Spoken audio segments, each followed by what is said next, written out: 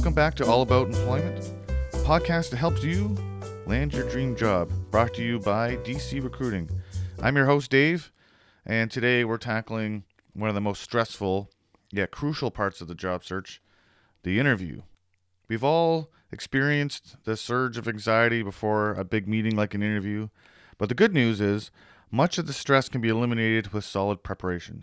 So let me help you walk through some of the things you can do to have you interview with confidence. First tip is to do your research. This might seem pretty obvious, but you'd be surprised how many candidates only skim the company website. You have to go a little bit deeper than that.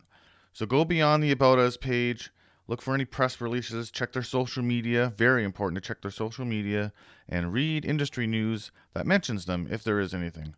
Also, you can get an idea of the company structure by looking at things like LinkedIn. Make sure you know the product, service, and the mission of the company. Be ready to articulate why you're genuinely excited about their company, not just any job, right? You're not just there for the money. I mean, obviously you want money, but you have to sound invested in the company if you want to get hired. So don't just say, I like your company. Say, I was particularly impressed with your quarter 3 earnings, if that is if that's appropriate for the industry you're applying for. Look for community events too. Like I coach people all the time to say, listen, I noticed that you guys coach a soccer team or involved in something in the community. It just, that kind of thing makes me want to work here even more. So that's interviewing gold to show that you've gone the extra mile and done your research. Tip number 2 is to master the job description.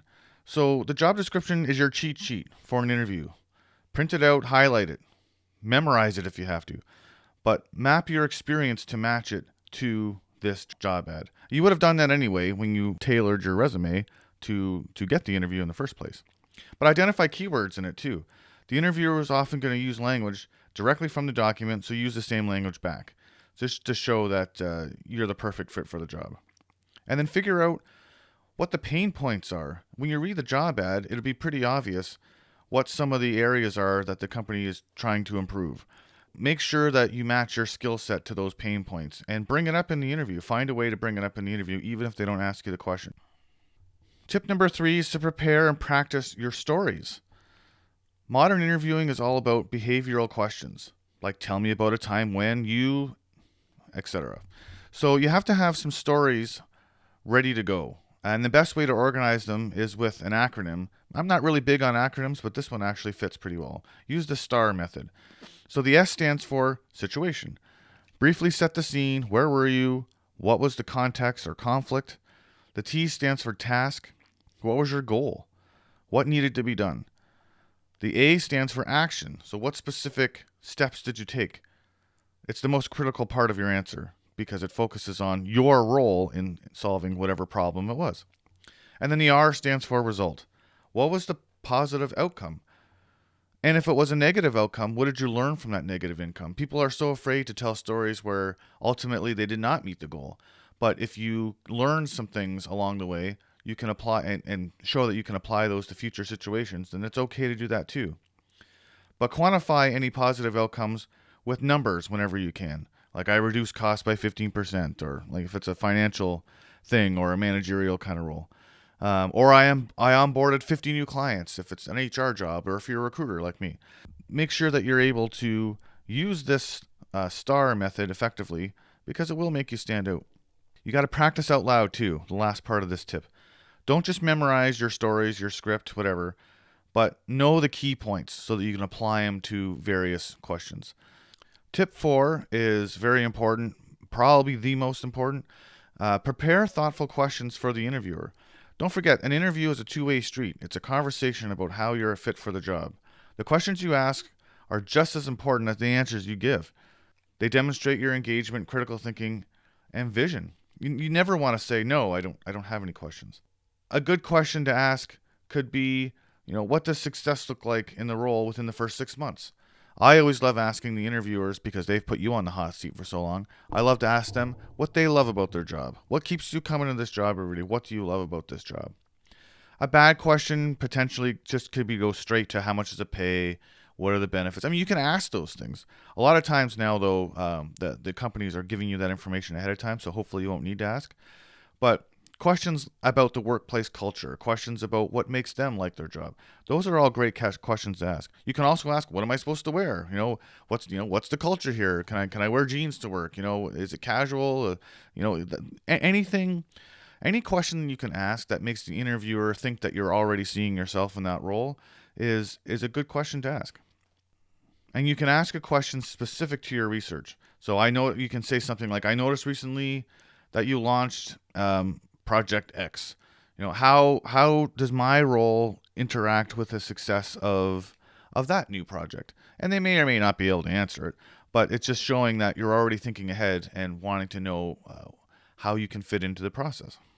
Tip 5, logistics, appearance, and mental prep.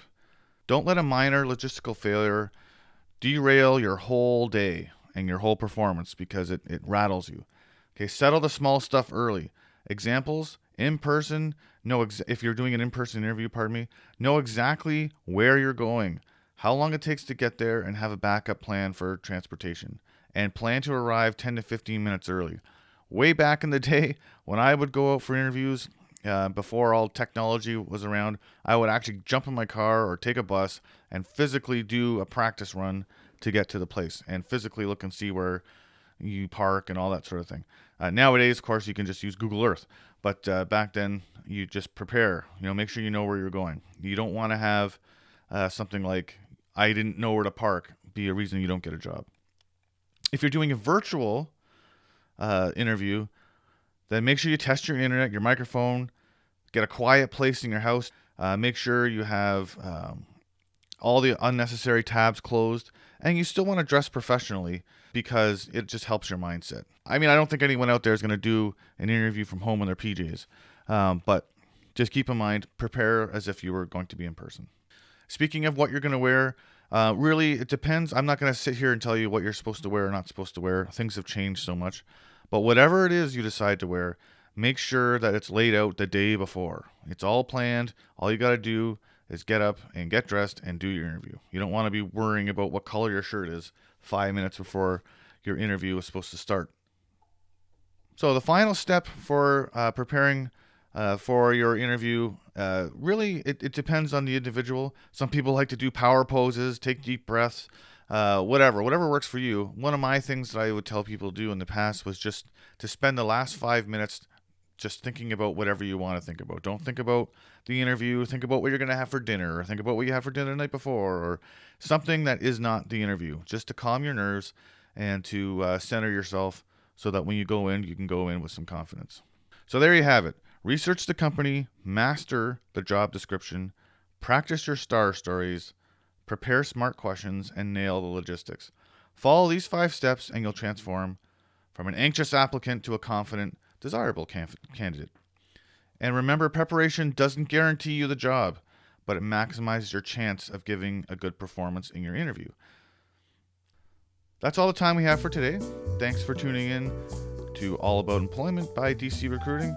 If you need more personalized coaching or help matching your skills with the right companies, you can visit us at www.dc-recruiting.com. So that's all the time we have for today. Thank you for tuning in to All About Employment by DC Recruiting. If you need more personalized coaching or help matching your skills with the right companies, you can visit us at www.dc-recruiting.com. I'd also appreciate it if you could like this video and subscribe to my channel. It'll really help me keep these things going. Join me next time to get some more tips about job search and how to get your dream job. Until then, keep preparing, applying, and good luck.